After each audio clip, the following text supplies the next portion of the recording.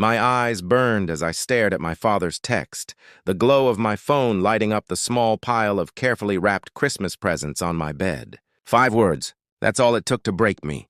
Christmas is better without you. It hit harder than any explosion I'd faced overseas. The room tilted as a hollow ache spread through my chest. My fingers hovered above the screen, trembling, not with anger, but with disbelief. 3 years of service.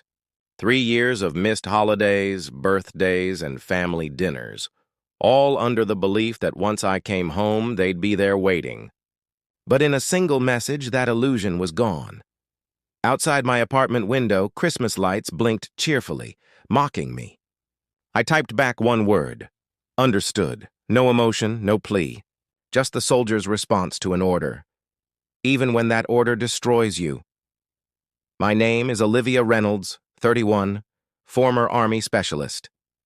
And this is the story of how I learned what family truly means. When mine decided I didn't belong, I'd imagined my homecoming 1,000 times. The first Christmas without sand in my boots, without the weight of a rifle or the fear of IEDs. I'd even packed small gifts, a carved music box for Mom, vintage lures for Dad, and custom onesies for the niece and nephew I'd never met. But the only one who ever truly stayed in touch during deployment was Grandpa Thomas. He wrote letters that smelled of pipe tobacco and always started with, "For when the world feels too small." He was my anchor, my reminder of home. Last month, he'd begged me over video call to come home. "The family needs to see who you've become," he'd said, "and you need to remember who you were before the uniform." But now, that family didn't want me home at all. 5 days before Christmas, I canceled my flight. I unpacked my duffel bag, ordered takeout Chinese, and spent the holiday alone. No calls, no messages, just silence. 2 days later, I woke to my phone buzzing nonstop. 9 missed calls. Mom, Dad, my sister Regina, my brother Kyle, and one unknown number from back home. The voicemails played like a timeline of guilt. Mom: "Olivia, please, we didn't mean what your father said. Something's happened." Regina: "You not showing up ruined everything. You're not the only one hurting." Kyle: "Liv, it's about Grandpa. He passed on Christmas Eve. You were supposed to be here for the will." I froze. Grandpa, the only one who truly cared, was gone, and they hadn't even told me. The last voicemail was from the unknown number. "Miss Reynolds, this is Veronica Jackson, estate attorney for the late Thomas Reynolds. Please contact our office immediately regarding the execution of his will." That's when it hit me. This wasn't about Christmas. It was about money. 2 years earlier, Grandpa and I had walked his property together, 40 acres of family land. He'd stopped by the pond and said, "If anything happens to me, don't let them take what's yours. I've made sure you're not forgotten, even if they pretend you don't exist." At the time, I thought he was being dramatic. Now I realized he'd seen the truth long before I did. When I called the lawyer, she confirmed my suspicion. Grandpa had left everything to me. The farmhouse, the land, the brewery shares, all of it. But there was one condition. I had to attend the will reading in person on January 3rd. If I didn't, everything would go to my father.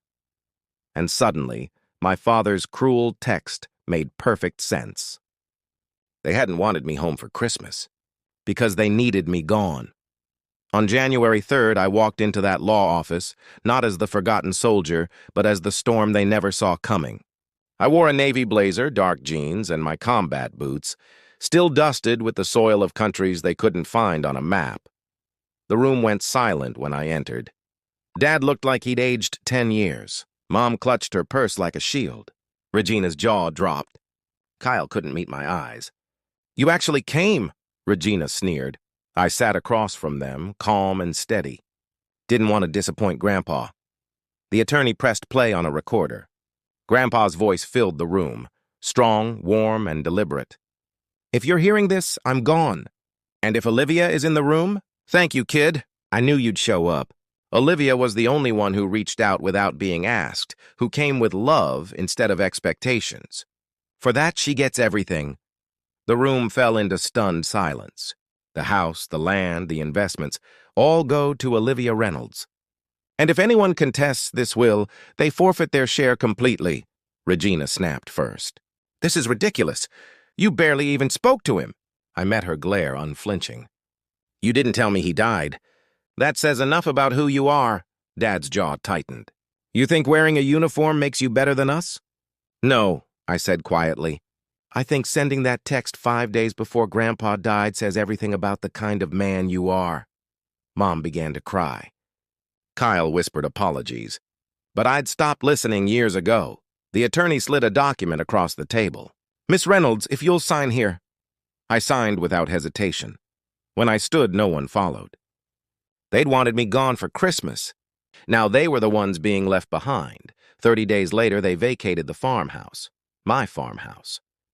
The keys were left on the counter with a note in my mother's handwriting. We failed you. I didn't cry. I didn't gloat. I just folded the note and placed it beside Grandpa's letters, the only ones that ever mattered.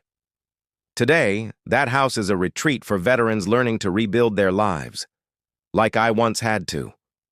And every Christmas, I light a candle by the window for Grandpa Thomas, the man who saw me when everyone else looked away, because blood doesn't make family. Loyalty does.